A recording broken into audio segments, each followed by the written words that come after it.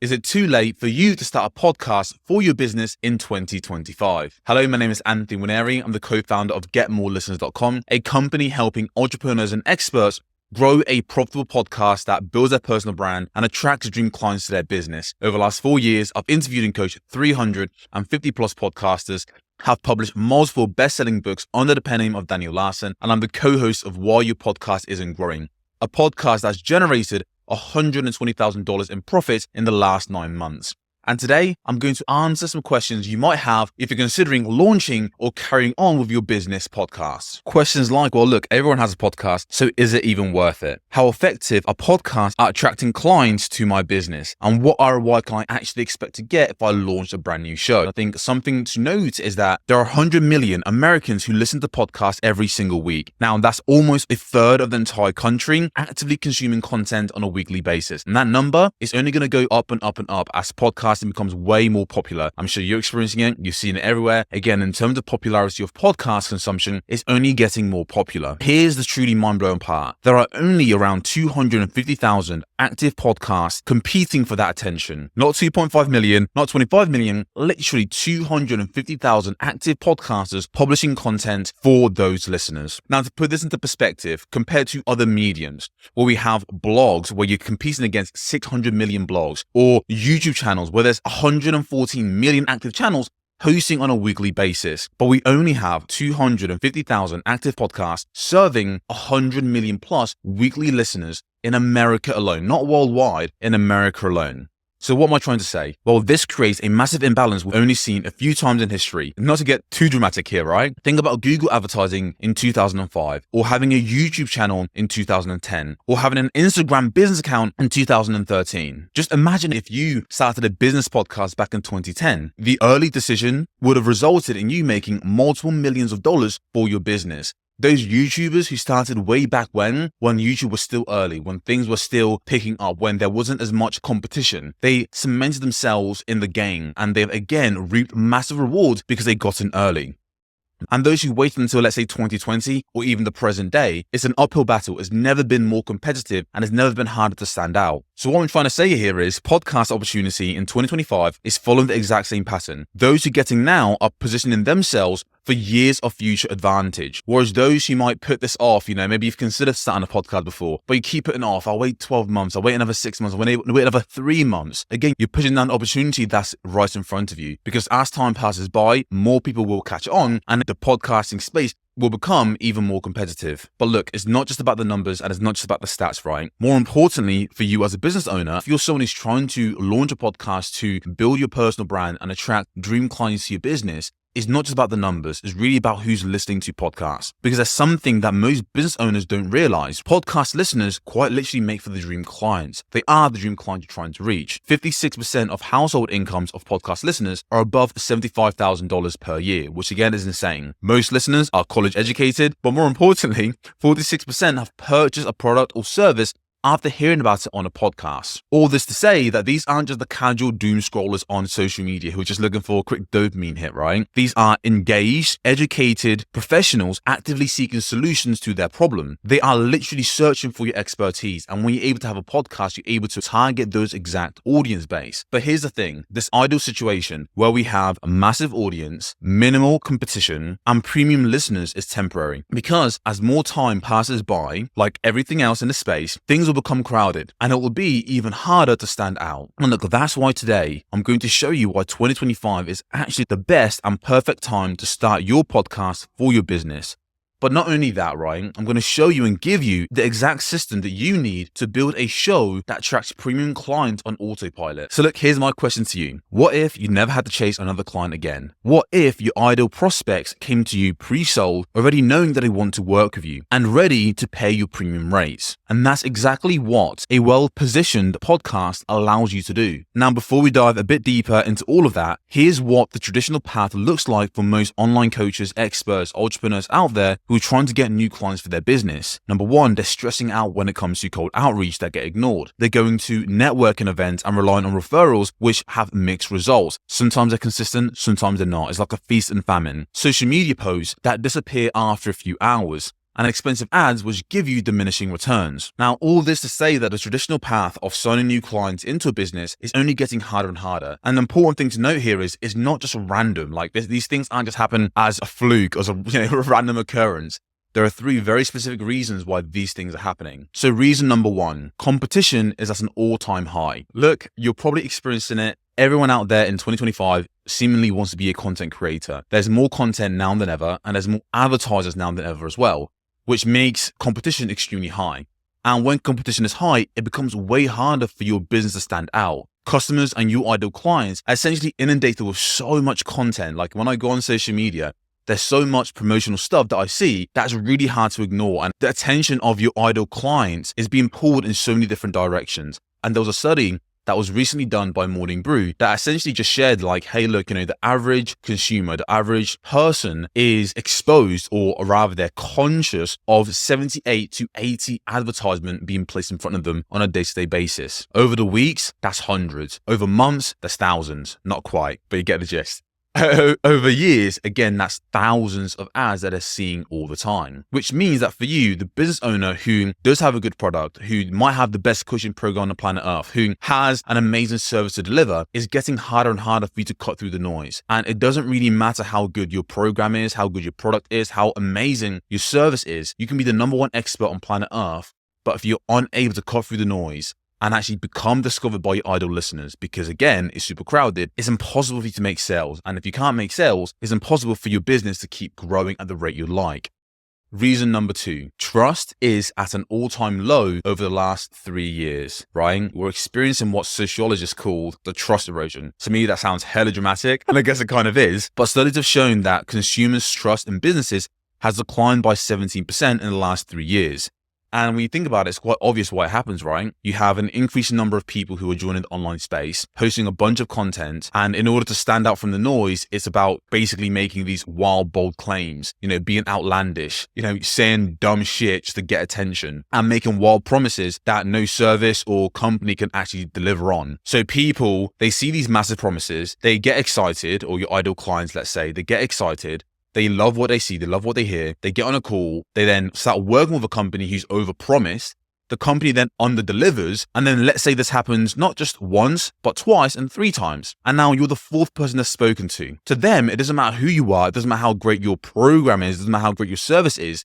They lack the trust that any company is going to be able to help them because they've been burnt in the past. So people's trust for companies, again, is kind of like decreasing, and I don't see it getting any better, to be honest with you, because again, just how competitive things are, I don't see people making less competitive claims because unfortunately, the bigger claims you can make seems to work the best. And that's just kind of the space that we're in. I'm not here to shit on it. This is just what I'm seeing, and you're most likely experiencing it for yourself, seeing it for yourself, and experiencing it within your own business. So then the question becomes, what the hell are we meant to do about it? And I'm going to talk about that in just a moment. Like I mentioned, it creates multiple barriers, right? Skepticism about claims and promises. People are way more resistant when it comes to sales messages. They have a higher proof requirement, and even when you do give them proof, they're still hella skeptical. And there's a longer buying cycles, which is a frustrating thing if you're a business owner trying to just generate cash for the business on a consistent basis. Reason number 3, there seems to be a connection deficit. We live in a day and age where we have Facebook, WhatsApp, massive social media platforms with billions of users to communicate freely. Yeah, we find ourselves in a spot where people feel more disconnected, not just from one another in terms of interpersonal relationships, but also in regards to feeling deeply connected to brands and companies that are coming up. More than ever, the ideal clients that would be perfect for your program, again, they're not really feeling connected because they kind of just feel like businesses are just trying to transact with them rather than trying to build a personal relationship.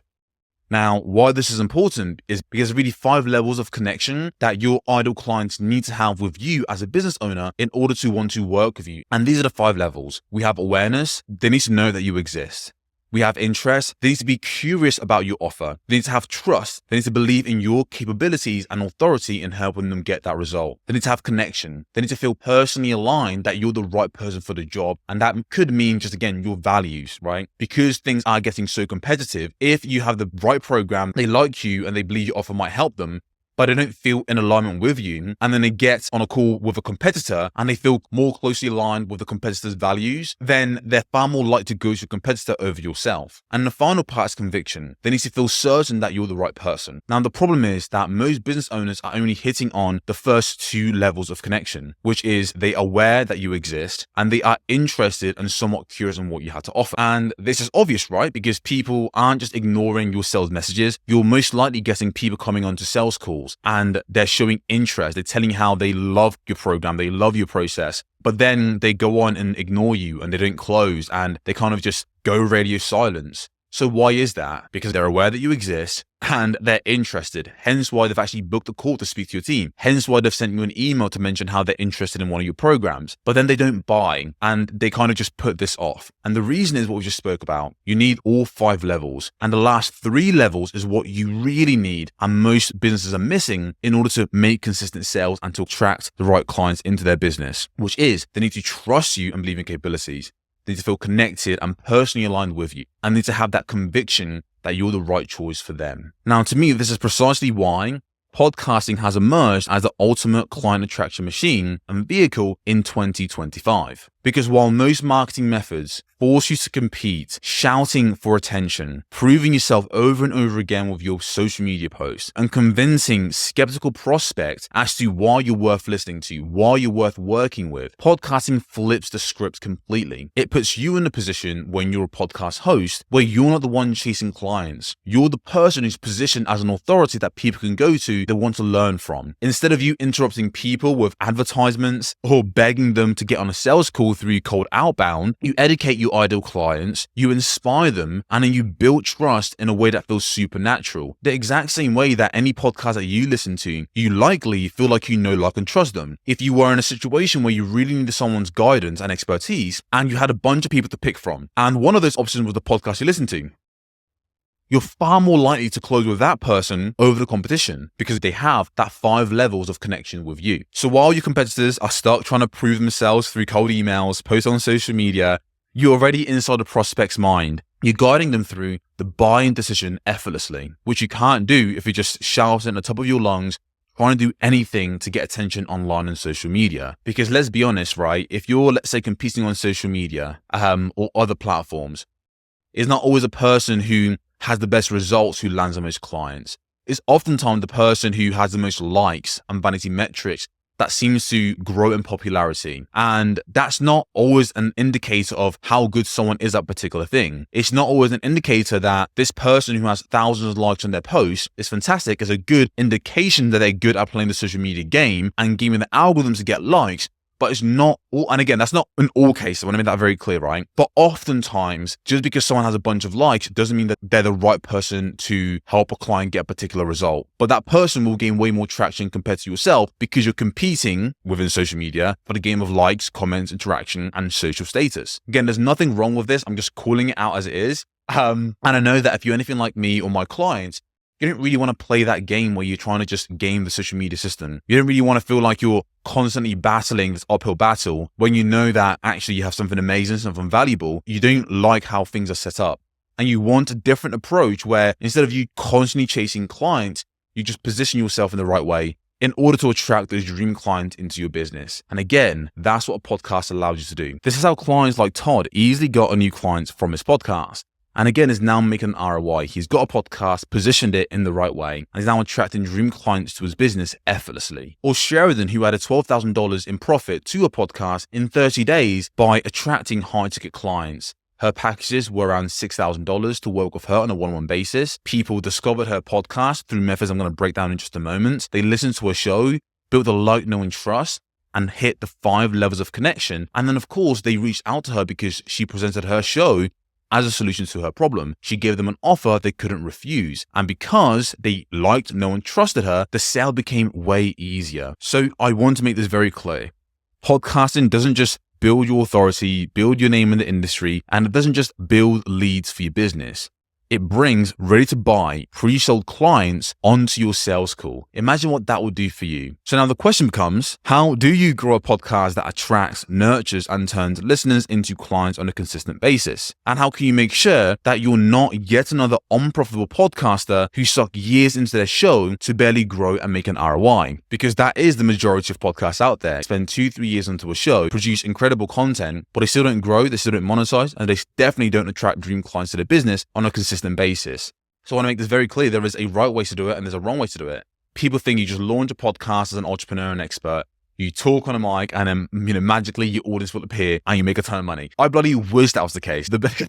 Well, it would be so much easier. But I know after interviewing and coaching 350 plus podcasters, it's not the case. You have to be very intentional about the steps you're taking in order to make this thing a reality. It doesn't happen by guesswork and by hoping that, just talking to a mic. It happens again by intentional actions you're taking to reach these goals. And my goal here is to help you avoid those common mistakes and pitfalls that people make when they do launch a podcast. That means that they spend 2-3 years on a show they thought was great, only to be stuck with a slow growth show that no one listens to. And they kind of feel embarrassed because it feels like a failed venture and just, again, a bunch of waste of time. So I don't want that for you. So look, here's how to avoid those mistakes. Guys, you'll have to bear with me. I'm getting super hot. Currently in Malaysia, it is hot as fuck. I'm wearing this and it's way too hot, so I'm going to have to just take this off quickly. You know what? That feels so much better. Thank God for that. I was just thinking to myself, I'm recording this video. I'm in the flow, but I'm getting very, very hot. Again, the weather here in Malaysia is crazy. It's beautiful. I'm very grateful about that. But I want to make sure I'm in the flow and I'm not getting distracted. Think about how I'm sweating and boiling underneath my shirt. So look, I want to give you 3 simple things to focus on to have not only a fast growing podcast, but a profitable show that does in fact attract dream clients into your business. So number 1, authority positioning. You need to be extremely intentional when you start your podcast by asking yourself the very simple question of, who am I trying to attract to my show? There needs to be clear alignment between what your business offers and the listeners you're trying to attract. A mistake that people often make is they go way too broad and they have a general podcast about, let's say, personal development or business or mental health. And their back end business is actually a lot more focused, a lot more niche. They might have a general personal development podcast. They talk about habits. They talk about business. They talk about morning routines. But in the back end, they have a business, a one-on-one coaching offer where they help executives overcome anxiety in 90 days or less, right? And they just think, if I have a general personal development podcast, then I'm going to attract those listeners. But you don't. You attract a general audience who are going through a bunch of different things, have a bunch of different problems. And even if you build your audience up to, let's say, 1,000 listeners per episode, you could only have maybe, let's say, 20 if you're lucky out of those 1,000 listeners who are specifically executives who suffer with anxiety. So it's really important that you start intentionally by asking, hey, who are the listeners I want to attract to my show? It really needs to be an identity of the ideal client for your business. Once you know exactly who you want to attract to your show, you then have to present the podcast in a way that's wildly attractive to attract those listeners, to turn those strangers into listeners. That means having a show name, a podcast name that's super clear and specific, targeting that listener you want to reach. It means having a podcast description that speaks to the specific pain points of the audience and listener you're trying to attract. And that means having a professional cover art that speaks to that audience. All that to say, not only do you need to know exactly who you're trying to attract to your show, you need to then be able to present your podcast in a way that communicates who it's for, so that when you're promoting on social media or you're being found on Apple and Spotify, when someone sees your cover art and they read your podcast name, they can instantly self-identify and say, oh wow, this podcast is for me. And that is the first step, turning that stranger into a listener. And you do that by having an authority positioning with your podcast, being intentional about who exactly you want to reach and presenting your podcast in the most attractive way possible in order to turn that stranger into a listener of your show. So a prime example of our podcast is called Why Your Podcast Isn't Growing. And we sell a one-on-one coaching program for entrepreneurs and experts who want to grow a podcast that builds their personal brand and attract dream clients to their business. And again, our podcast is literally called Why Your Podcast Isn't Growing for entrepreneurs and experts who want to grow fast and monetize. It's very clear. It's very specific. That means that every single one of our listeners are also our ideal clients. So when we make an offer, we're able to actually convert more of our audience into clients. Now think about what that will be for your podcast. Now, once you have your authority positioning, the next piece is having a targeted content strategy. And what a content strategy means is the specific topics you're covering on the show in order to attract, nurture, and convert your listeners into high-paying clients. The whole goal of your content strategy is for trust building and pre-selling phase, making sure the topics you cover on the show, the entire goal of them is to, again, build deep trust with your audience, share your expertise, show them that you know what you're talking about. You're not just a random guy chatting a bunch of nonsense, but you're talking specifically to their pain points, their desires, to their needs, and demonstrating that you're the expert that can help them solve those specific problems. Now, the most effective formats and frameworks that are proven to work are this, right? Having pain point episodes where you address specific challenges your audience are going through. Having solution episodes where you showcase your unique approach and what makes it different compared to your competitors. And then finally, transformation episodes where you highlight key transformation case studies of past clients you've helped get the results that your audience want to get. When you have the right content strategy, when you're consistently over months, over years, talking about highly relevant topics, the pain points your audience are going through, and explaining how they can solve those pain points and those problems. When you're sharing specific solutions about how you've helped other people do the exact same and overcome the problems your audiences are facing, that is how you're engineering your podcast content to essentially be a client attraction machine for your business. Can you see how by you covering these right content, sharing your expertise, demonstrating you can help your audience get a particular result is going to attract way more of the right audience and is going to pre-sell them and build deep trust with you. The thing to note here is for this to really work, we need to focus more on solo episodes. So prioritizing solo podcast episodes over interview-based shows. Now, interview-based shows are great for building a network, getting another expert's perspective, and also, again, building a brand by showing you, talking, and engaging with another expert. But the issue is, if you're trying to use your podcast to build your personal brand and attract dream clients to your business, and then you're inviting another guest on who's an expert, where the expert is the one sharing their expertise, their knowledge, their stories, their insights, and helping your audience solve their problems, you're actually positioning and putting a spotlight on the expert, the guest onto your show, which doesn't do a good job of selling you, your services, your expertise, and build the like, know, and trust for your audience to feel like they can trust you to help them with their problems because they've never heard you demonstrate your expertise to them. You just ask questions and probe, right?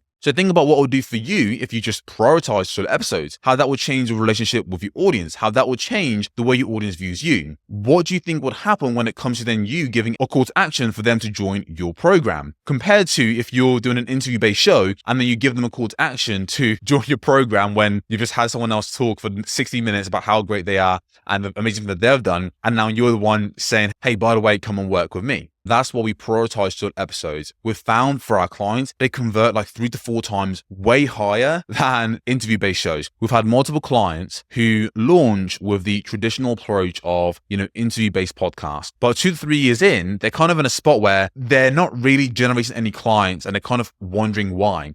And then we give them a format, the solo episodes to follow. And all of a sudden, literally overnight, they have more people reaching out to them, booking in sales calls, wanting to explore working with them. And again, the reasons are pretty obvious based on what we've just broken down. So that's to show you the power of solo episodes versus just, interview style shows. And then finally, we need to have a conversion bridge. This essentially means you've done the hard work of turning a stranger into a listener. You're attracting the right potential clients for your business through your podcast because you're positioned in the right way. You have that authority feel. And we know that we are now nurturing them. We're building the trust and pre-selling them with a targeted content strategy that focuses on demonstrating your expertise. And solo episodes that shows why you're the person they should work with. The final part is actually turning those listeners into paying clients. You need a conversion bridge. You need a natural path for listeners to become clients. Now, the most effective approach is by giving what we call a value-first lead magnet. So this is something, a resource, a video training, a program, a course that you give away to your audience for free in exchange for their email. It needs to be highly related to the episode and the topic you talk about. So if I'm doing a podcast episode about growing your podcast and why your podcast isn't growing, for us, we had for the longest time a call to action, a lead magnet where we said, hey, if you opt into our lead magnet, it's not called a lead magnet, but if you opted into X, Y, and Z, we will audit your podcast for free and give you a free personalized mini audit of your show and tell you why it's not growing. That was super attractive because it felt personalized, it was high value, and it was highly relevant to our audience who are entrepreneurs and experts who are struggling to grow their podcast but want to build a personal brand and attract dream clients to their business. It's a very clear value proposition that just makes sense. That's the first thing. Create a high value lead magnet.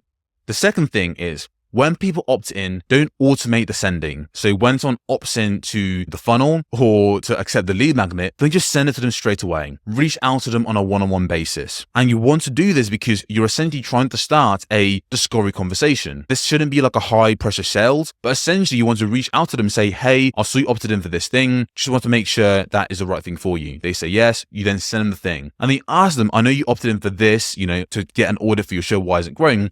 Just to let you know, we work with podcasters on a one-on-one basis, helping them get extra results. Here's some case studies. I'm curious to know where you're at with your show and where you're trying to go.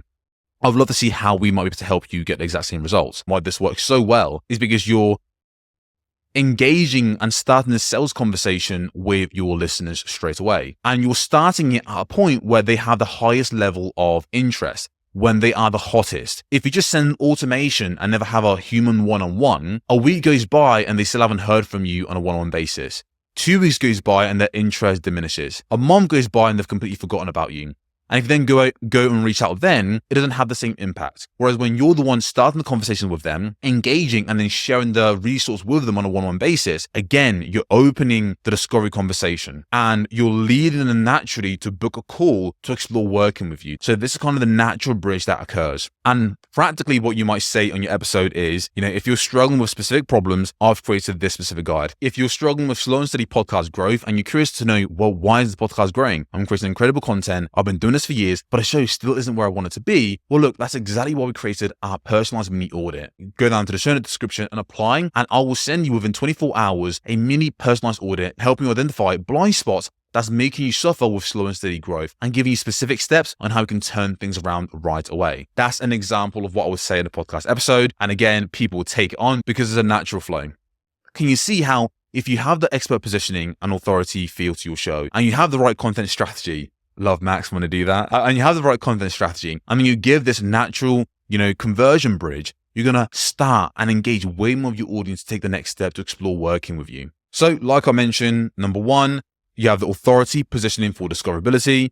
Number 2, you create a targeted content strategy. Number 3, a natural conversion bridge for your audience. This is how clients like Bree 10x her audience. Bree, don't know what says Bree there, she said Bree. How she was able to 10x her audience and earn $14,400 in 90 days with a podcast, even with a small audience.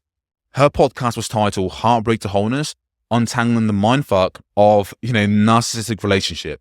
She had a back-end coaching one-on-one program that she sold for $3,000 to $5,000, and it was helping women who've been through toxic relationships and are trying to heal. So there's a perfect alignment between the listeners of her podcast and her back-end offering of her business. So everyone she attracted in the front end with her podcast would convert easier on the back end for a coaching program. Another example is Carl and John, hosts of the Canadian Wealth Secrets. They added $1 million to their pipeline and grew their podcast to 12,000 monthly downloads following these steps I've mentioned. Their business, their front end, they're attracting very specific audience, Canadian Wealth Secrets, Canadians who are looking to build their wealth over the long term. And for them, they have a back end business and program where they help high net worth individuals in Canada build their wealth through specific tax saving strategies. So again, a perfect alignment between the listeners they're attracting from the front end, their podcast, and how they're able to convert them on the back end with their business offerings. And like I mentioned, for us, our podcast, while your podcast isn't growing, we have a one-on-one program helping entrepreneurs and experts who want to grow a podcast that builds their personal brand and attracts dream clients to their business. On the front end, we're attracting people who are stuck with slow and steady growth,